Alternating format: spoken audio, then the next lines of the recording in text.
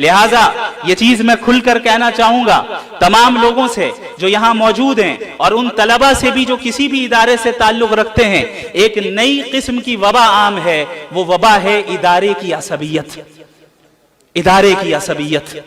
اور اس عصبیت کی بنیاد میں بھی، اس عصبیت کی بنیاد پر ہمارے درمیان انتشار ہو رہا ہے۔ میں یہاں پر چاہتا ہوں کہ ہم سب اس بات کا اعلان کریں کہ ہم اور آپ ایک ہیں، ہم مختلف نہیں ہیں۔ ہم یہ نہ دیکھیں کون ندوی ہے، کون قاسمی ہے، کون مظاہری ہے، بلکہ اس بات کا اعلان کریں کہ ہم ندوی قاسمی عصبیت کی دیوار کو آج ہی منہدم کرتے ہیں۔ ندوہ اور دیوبند ایک ہی ہے، ندوہ اور دیوبند کا مقصد ایک ہی ہے، وہ مقصد اللہ کے دین کی حفاظت اور اس کی اشاعت ہے۔ طریقہ کار میں اختلاف ہو سکتا ہے، جزئیات میں اختلاف ہو سکتا ہے، اور یہ اس امت کی خوبی ہے، اسے تسلیم کرنا ہے۔ اللہ رب العالمین سے میں دعا گو ہوں کہ آپ تمام حضرات کو جزائے خیر عطا فرمائے۔ یہ آپ حضرات کی دعاؤں کا نتیجہ ہے کہ جو کچھ بھی اللہ نے کل ٹوٹی پھوٹی باتیں میری زبان سے کہلوا دی، محض اس کا فضل ہے، اور اس کے بعد آپ حضرات کی دعائیں۔ اور میں ایک چیز اور بتاؤں کہ اس ڈیبیٹ اور مناظرے کو جو انجام دیا ہم نے، اس کی آخری تیاری اسی سرزمین دیوبند میں ہوئی الحمدللہ۔ اور جو بھی ہمیں کامیابی حاصل ہوئی، اللہ کا فضل، آپ حضرات کی دعائیں، اور بالخصوص حضرت مفتی یاسر ندیم الواجدی دامت برکاتہم العالیہ کی توجہ ہے خاص اور ان کی تربیت کا نتیجہ رہا کہ ہم اس مرحلے سے کامیابی کے ساتھ گزر گئے۔ حضرت مولانا رحمہ اللہ حفظہ اللہ تعالی، رحمہ اللہ لغوی اعتبار سے کہنا صحیح ہے، اللہ ہم سب پر رحم کرے، ہم سب پر رحم فرمائے۔ حضرت مولانا حفظہ اللہ تعالی سے میں نے، جو ہمارے وہ شخص تھے جن کے ساتھ مناظرہ ہوا، جب میں نے یہ ارادہ کیا کہ انہیں اس مناظرے کی دعوت دینی چاہیے، تو سب سے پہلے میں نے جنہیں فون کیا وہ مفتی صاحب تھے، اور مفتی یاسر ندیم الواجدی صاحب سے میں نے مشورہ کیا اور ان سے پوچھا کہ حضرت آپ کی کیا رائے ہے، کیا یہ قدم اٹھانا چاہیے یا نہیں؟ حضرت نے ہمت افزائی کی اور اجازت دی کہ آپ ضرور یہ کام کریں، انشاءاللہ خیر ہوگا۔ اور اس وقت سے لے کر ابھی تک مسلسل حضرت نے میرا تعاون کیا اور میری مدد کی۔ جو فکر میں ندوۃ العلماء سے لے کر آیا تھا کہ مغربی تہذیب کے خلاف کام کرنا ہے، اور حضرت مولانا ابو الحسن علی ندوی رحمہ اللہ کی تحریروں سے جو فکر مجھے حاصل ہوئی، کیونکہ آپ سب کو معلوم ہونا چاہیے کہ حضرت مولانا علی میاں ندوی رحمہ اللہ اکثر مغربی تہذیب کے خلاف لکھتے تھے، اور اکثر یہ کہتے تھے کہ اس زمانے کا سب سے بڑا فتنہ ہے، اس کا مقابلہ کرنا چاہیے۔ یہاں تک کہ انہوں نے یہ جملہ کہا کہ مجھے یقین ہے کہ اگر آج ابو حنیفہ زندہ ہوتے، امام مالک زندہ ہوتے، امام شافعی زندہ ہوتے، امام احمد بن حنبل رحمہم اللہ اجمعین زندہ ہوتے، تو تھوڑی دیر کے لیے شاید فقہ کی تدوین کو بھی روک دیتے اور مغربی تہذیب کے رد پہ لگ جاتے۔ یہ اللہ کا فضل ہے کہ اللہ رب العالمین نے دارالعلوم دیوبند کے فارغ اور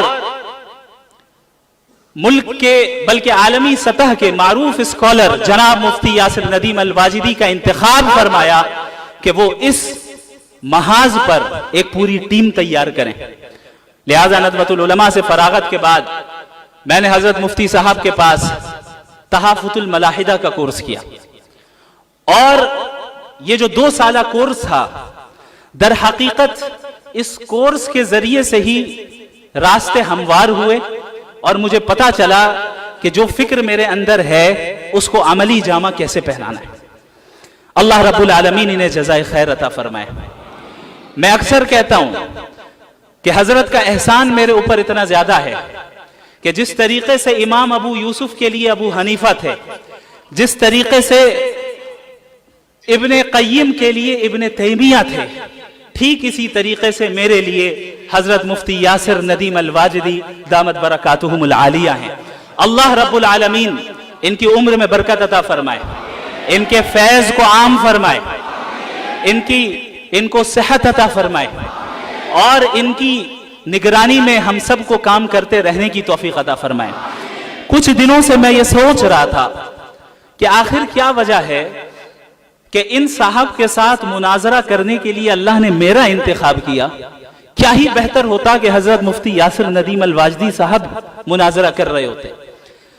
तो बड़े गौर व फिक्र के बाद ये बात मेरे जहन में आई कि शायद अल्लाह रब्बुल आलमीन को हजरत मुफ्ती यासिर नदीम अल वाजिदी को ऐसे मकाम पर फायज करना था जहां से वो ये कह सके कि भाई तुझसे तो मेरा शागिर्द ही निमट लेगा।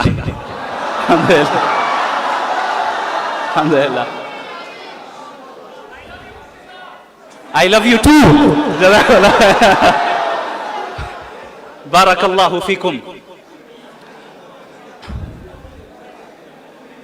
इंशाअल्लाह ताला ये सिलसिला दीन की हिफाजत का जारी रहेगा और आप हजरात को देखकर ये उम्मीद करता हूं और ये मुझे एहसास होता है कि इंशाअल्लाह आप में से हर एक फर्द जदीद फितनों का मुकाबला करने के लिए तैयार होगा।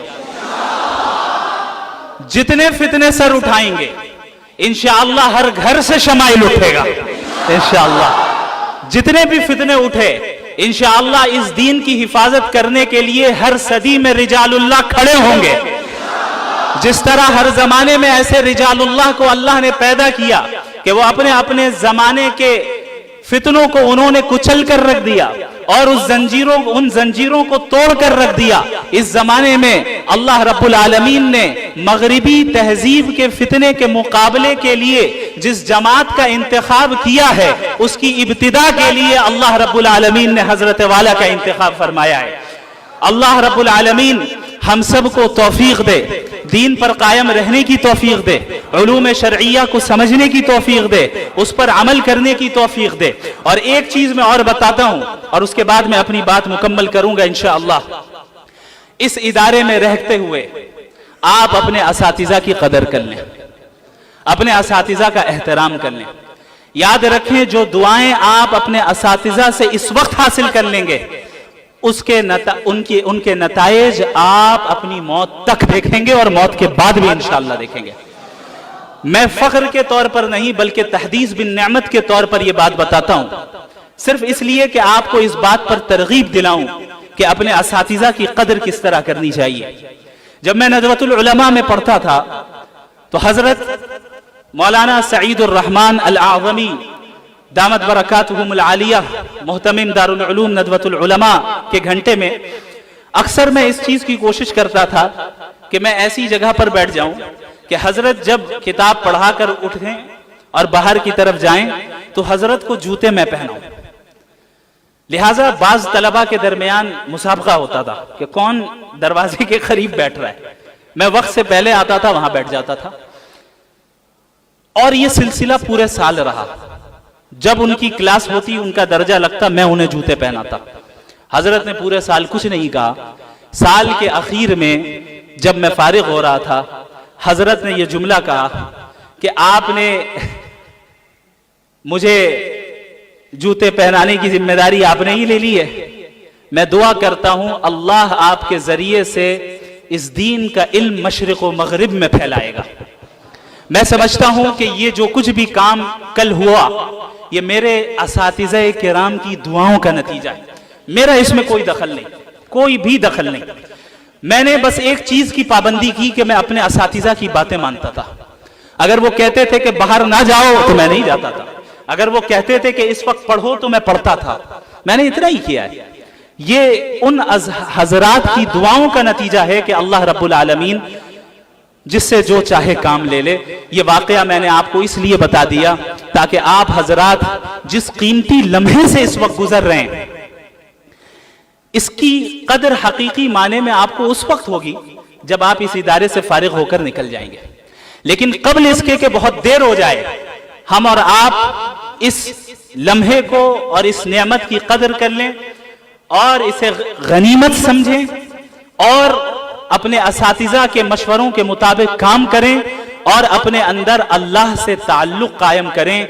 याद रखें बिल आखिर अल्लाह का ताल्लुक ही काम आता है, बिल आखिर इखलास ही काम आता है कि हम जो काम करें अल्लाह के लिए करें। کسی دنیاوی غرض سے نہ کریں.